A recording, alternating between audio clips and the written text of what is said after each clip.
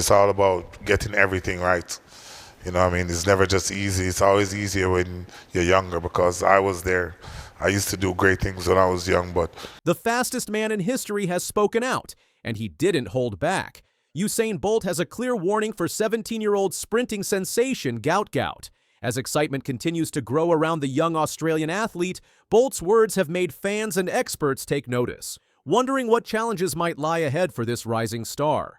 Gout Gout has been turning heads and breaking records, and some people in Australia are already saying he could win gold at the 2032 Olympics. But now, Bolt has given a serious reminder, one that has many people thinking twice. Talent alone, Bolt said in Tokyo before the World Championships, won't get you to the top. It's never that easy. That message cuts through the excitement, because while Gout's race times are impressive, Bolt knows what it really takes to become the best in the world. Born in Ipswich, Queensland in 2007, Gout Gout has gone from school sports days to the world stage in just a few years. At only 16, he ran the 200 meters in 20.04 seconds, breaking an Australian record that had been untouched since 1968.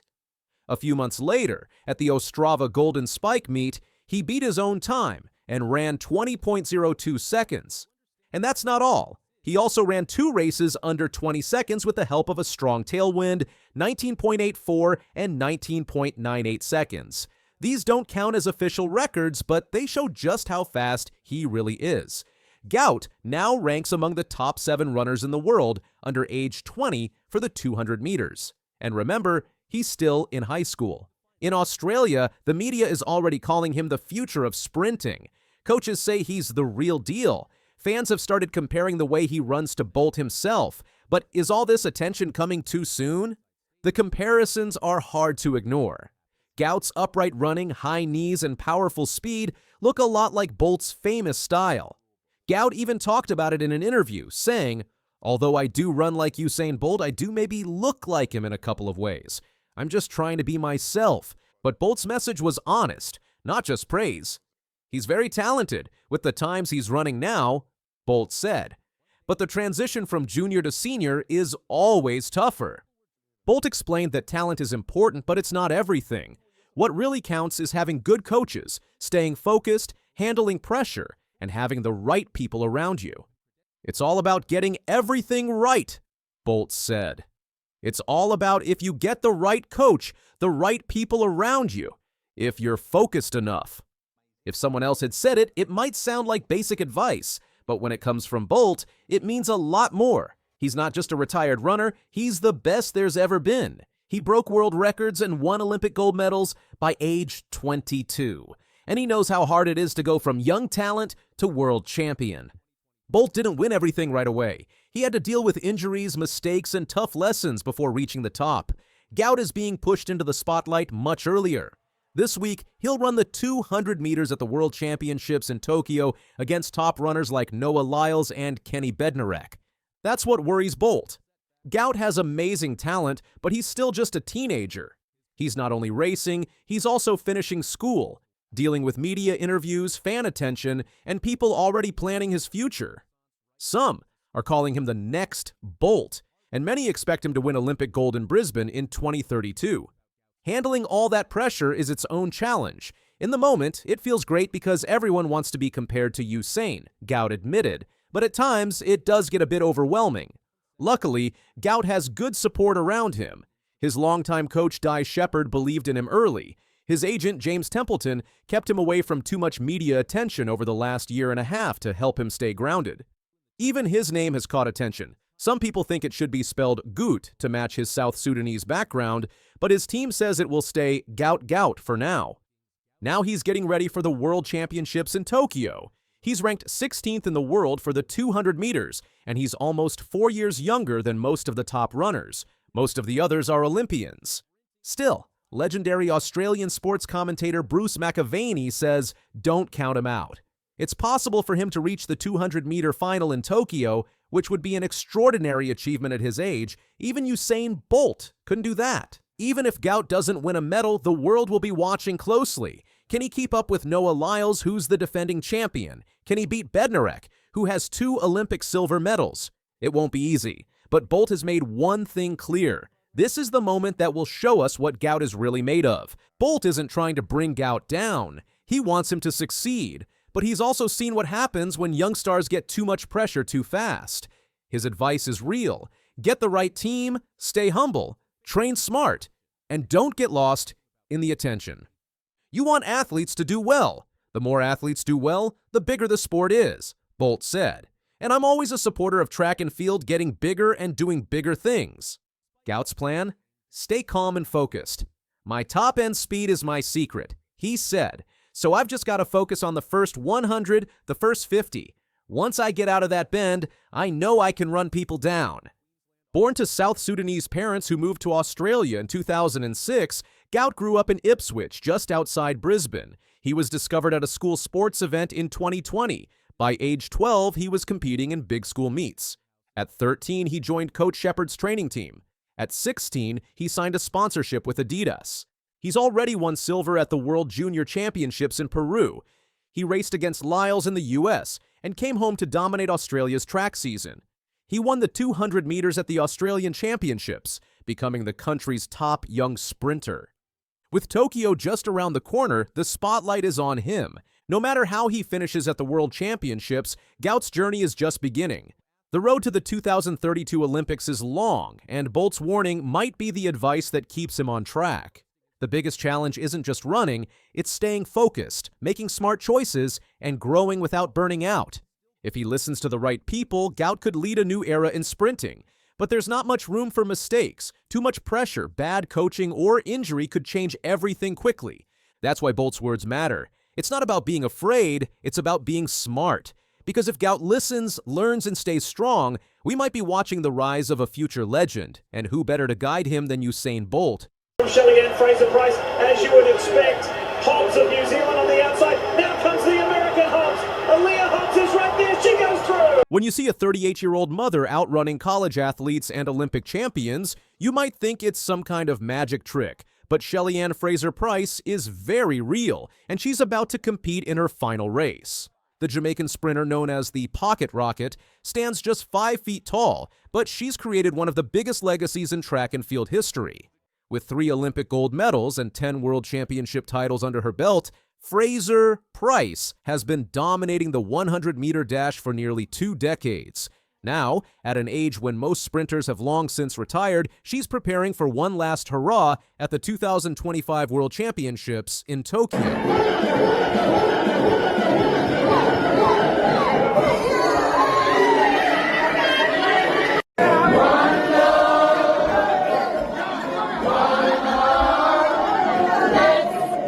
But this final chapter almost never happened. Last year's Paris Olympics were supposed to be her grand finale, her perfect goodbye to the sport that made her famous. Instead, it turned into her worst nightmare. On the day of the 100-meter final, Fraser-Pryce arrived at the stadium ready to race. I don't really care for the opinions of others because I find that even when I had my son, when there were a lot of persons who thought that, having a baby and coming back was not going to be good, or turning 30 and then 35 and, She'd been using the same entrance gate throughout the entire Olympics without any problems. But on the most important day of her games, security suddenly denied her entry. She wasn't alone. Other top sprinters, including America's Sha'Carri Richardson, faced the same issue.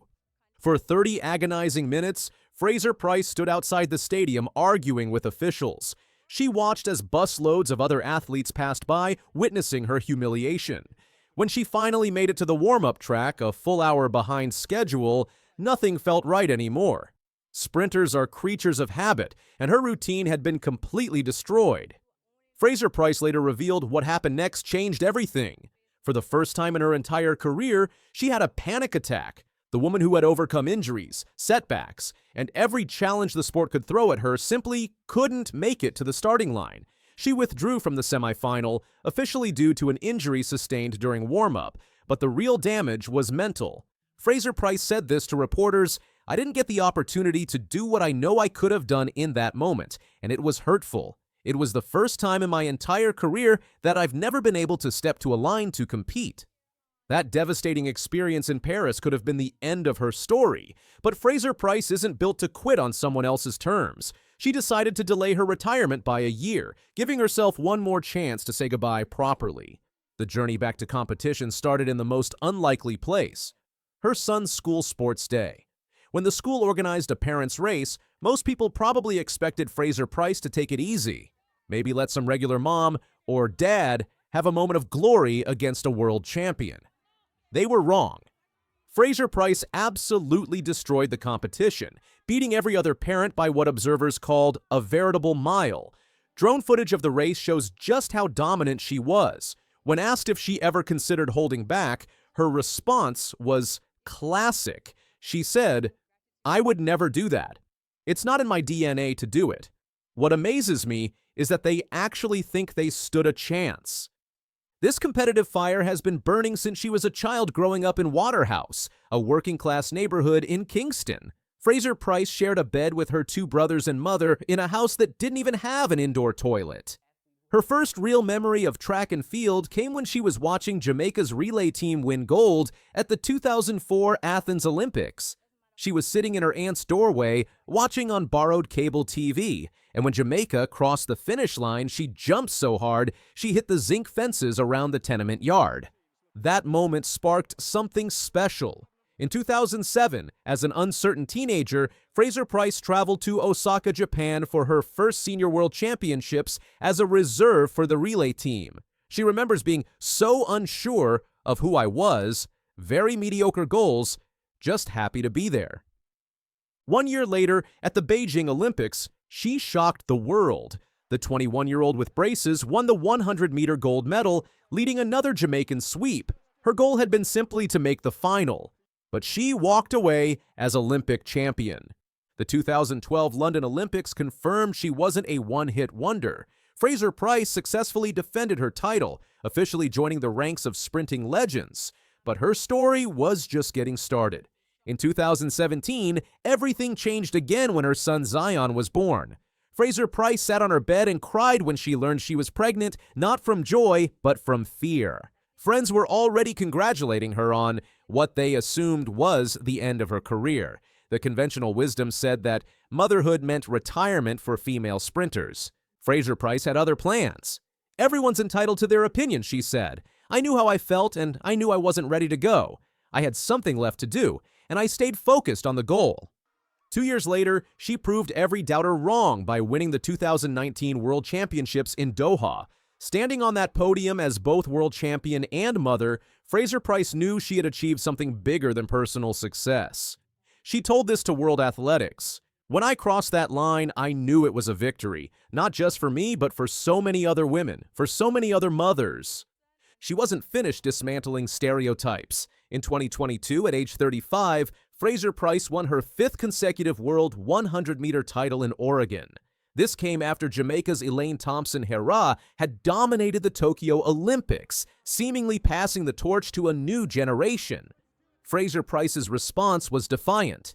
"So many people believe that when women turn 35, it somehow diminishes our gift, our talent. But I'm still able to line up and compete, and that is very special." Now 38 years old, Fraser-Pryce admits she's not running the same times she once did. Her personal best of 10.60 seconds makes her the 3rd fastest woman in history. But this season, she's been running closer to 11 seconds. At the recent Brussels Diamond League meet, she finished 4th in 11.17 seconds, behind rising stars like Melissa Jefferson-Wooden and world champion Sha'Carri Richardson. But speed isn't everything for Fraser-Pryce anymore. Her perspective has evolved dramatically over the years. 4 or 5 years ago, I would never tell anybody that the fact I showed up to do another championships is a win, she admitted on the Marie Claire podcast. Now, just making the team feels like an achievement worth celebrating. The decision to retire wasn't difficult, Fraser-Pryce explains. After giving track and field so many years, she wants to give those years to her family instead. Her 8-year-old son Zion is a lot more aware, so independent, asks me so many questions, wants me to be everywhere. She credits her husband with pushing her to compete one more season, joking that he was like, "We're doing another year." So kudos to him for that. But don't mistake this shift in perspective for a lack of competitive fire. Fraser-Pryce still trains with the intensity of someone half her age. I'm still very passionate, and competing at a high level, it is no secret that you have to be disciplined. You have to work hard, she said. I still enjoy what I do. There's still a level of excitement because I still want to see what's possible. That excitement extends to racing against the new generation of sprinters. Jefferson Wooden, who ran 10.65 seconds this season for the world lead, represents exactly the kind of challenge Fraser-Pryce thrives on. It's always great when you race athletes that are at a high level. It forces you to do the right thing, and it also forces you to make sure that you're competing at the highest level. Great Britain's Dinah Asher-Smith, who has shared the podium with Fraser-Pryce multiple times, can barely contain her admiration. I love Shelly. I've known that woman for a while, Asher-Smith told Olympics.com. She pops out at 10.7, 10.6. It made me so happy. Hand on heart, I love it for her. Asher-Smith perfectly captures what makes Fraser-Pryce special. It's not just the medals or the records. It's the way she's inspired an entire generation of female athletes to believe in themselves. The 2025 Tokyo World Championships represent the perfect full-circle moment for Fraser-Pryce. Her senior career began in Japan back in 2007 at the Osaka World Championships, where she traveled as a nervous relay reserve. Moving away from him, Morizzi in the headband. A battle between these two, and Gout working so hard to get to him, and he gets there. Gout takes it by meter. This 17-year-old kid from Australia just became the fastest teenager on the planet, and now he's about to face the world's best sprinters for the first time. While most high school seniors are worried about prom and graduation, Gout Gout is skipping class to compete at the World Athletics Championships in Tokyo. Let's back up for a second. If you haven't heard of Gout Gout yet, you're about to. This kid isn't just fast, he's rewriting the record books while juggling homework and exams. Born to Sudanese parents who moved to Australia in 2005, Gout has become the most exciting thing to happen to Australian track and field in decades.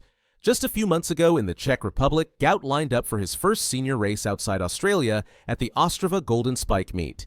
He was competing against grown men who trained full-time while he was still attending Ipswich Grammar School. The gun went off, and Gout found himself trailing Cuba's Rainier Mena as they entered the home straight.